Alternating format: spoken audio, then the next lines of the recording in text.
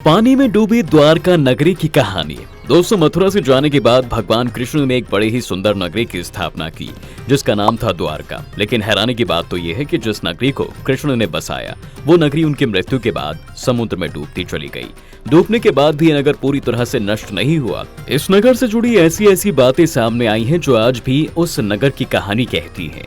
दरअसल जब आर्कियोलॉजिस्टों ने इस नगर के सच को जानने के लिए खुदाई की तो पता चलता है कि ये नगरी लगभग 9000 साल पुरानी है और पुराने समय में इसे भारत का सबसे धनी नगर माना जाता था, जो उस समय सभी सुविधाओं से भरा हुआ था और देखने में आज के आधुनिक राज्य जैसा ही था। लेकिन सवाल यह है कि आखिर इतनी धनी नगरी नष्ट कैसे हुई।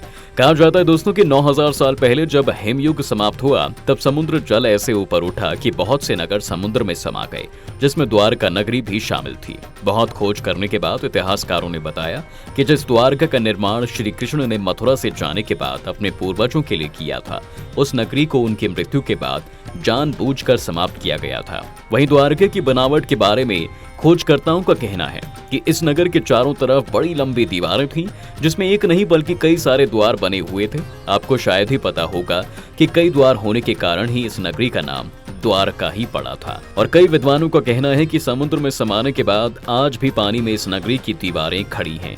आपने भी अपने आसपास देखा होगा, भगवान से जुड़ी कोई भी चीज कभी पूरी तरह से नष्ट नहीं होती। ठीक ऐसा ही हुआ द्वारका नगरी के साथ। क्या आपको पता है दोस्तों कि भगवान को मथुरा छोड़कर द्वारका क्यों जाना पड़ा? दरअसल श्री कृष्ण ने जब दुष्ट कंस का वध कर दिया था तब जरासंध ने सभी यादवों और कृष्ण का अंत करने का निश्चय कर लिया था, जिसके लिए उसने कई बार प्रयास भी किए। जब भगवान कृष्ण ने देखा कि जरासंध लोगों पर ज्यादा अत्याचार करने लगा है, तब उन्होंने मथुरा छोड़कर द्वारका में बसने का फैसला लिया। उस दौरान वह अपने 18 नए कुलम्बधुओं के साथ द्वारका आ गए और यहाँ आकर सभी लोग आराम से रहने लगे। इस तरह टाइम बीतता रहा और आखिर में 36 साल बाद भगवान कृष्ण ने अपना शरीर त्याग कर दिया। उसी दौरान इतना बुरा समय था कि उधर भगवान की मृत्यु हो गई तो दूसरी तरफ यादव लोग आपस में ही लड़ने लगे और जरासंध के साथ यमन लोग तो उनके दुश्मन थे ही। कहा जाता है कि इस समस्या को जब किसी तरह समाप्त न किया जा सका तो ऐसे में समुद्र और आसमान के जरिए पूरी द्वारका नगरी पर आक्रमण किया गया। कहा जाता है दोस्तों कि उस समय कृष्ण के बाद उनके प्रपौत्र व्रजनाथ द्वारका के लास्ट यदुवंशी राजा थे। ये यदुवंशियों की आपसी लड़ाई में जिंदा बचे थे। अब आप सोच रहे होंगे कि इतनी बड़ी नगरी भला नष्ट कैसे हो गई?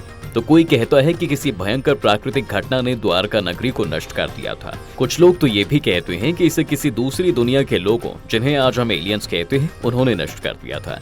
ऐसे में दोस्तों जब कोई पुख्ता सबूत नहीं मिला तो वैज्ञानिकों ने समुद्र के अंदर ही खोज करना शुरू कर दिया। खोज के दौरान ऐसी ऐसी चीजें मिली जिसे जानकर आप भी चौंक जाएंगे। दरअसल जिस नगरी को लोग काल्पनिक मानने लगे थे उसे आर्कियोलॉजिस्ट प्रोफेसर SR राव ने अपनी खोजबीन के दम पर सच साबित कर दिया था, जिसके बाद लोगों ने स्वीकार कर लिया कि द्वारका नगरी सच में भगवान कृष्ण द्वारा ही बसाई हुई थी।